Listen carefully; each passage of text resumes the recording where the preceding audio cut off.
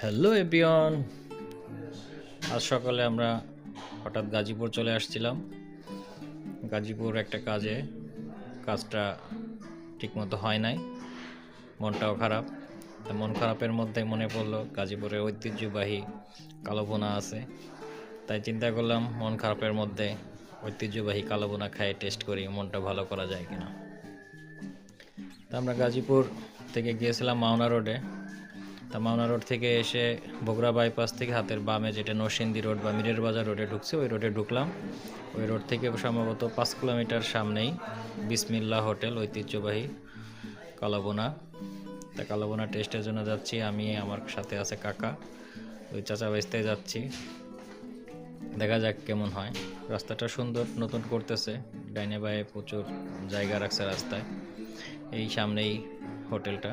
এখানে অনেক লোকজন আসে, প্রতিদিনই আসে, হয়তো অনেক বাইকাররাও আসে কালাবোনা টেস্ট করার জন্য। হোটেলটা অতটা সুন্দর না, তবে সিমসামের মধ্যে অনেক নাম করছে। হোটেলের ভিতরে ডেকোরেশন মোটামুটি।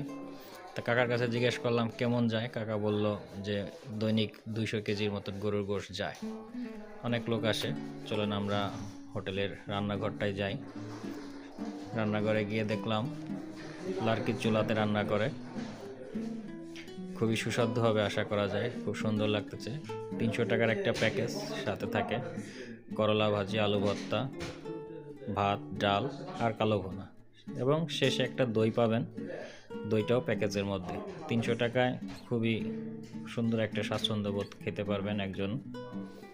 আমরা দুই চাচা বাসতে আসছিলাম, তো কাকার খুব খিদা লাগছে, তাই কাকা আলু ভর্তা দিয়েই শুরু করে দিছে, দেরি আর করতে পারে নাই। যদিও আমরা খাবারটা খাইছিলাম একটু অবেলায়, চলে গেছিলাম 4টার দিক খাইছি, যার কারণে সবারই ক্ষুধা লাগছে। এখন আপনারা এটা দেখেন কালাবোনার প্লেটটা দেখলে বোঝা যায় অনেক সুন্দরী, এবং প্লেটে যথেষ্ট পরিমাণে গোশ আছে, ভালো লাগবে আশা করা যায়। তা আমি এক পিস কালাবোনা খাইলাম আর কি, এবং কালাবোনার ভিতরে অনেক সফট, নরম আছে। যারা আসলে হয়তো তাদের তৃপ্তি সহকারে খেতে পারবেন। এই ভদ্রলোক আজকে আমাদেরকে খাবারটা পরিবেশন করছে, তাদের ব্যবহারটাও ভালো, খারাপ না। ডালটা তেমন ভালো না, ডালের একটু উন্নত করতে হবে, বাকি সব ঠিক আছে। গোস্তটা যতটা যেমন সুন্দর এবং ভিতরে নরম থাকাতে সবাই খেতে পারবেন। তাদের একটা দই, হয়তো নিজেরাই দইটা পাতে, দইটাও সুন্দর, দইটাও খেয়ে টেস্ট করি। হ্যাঁ, খুব ভালো হয়েছে দইটা, একটু হালকা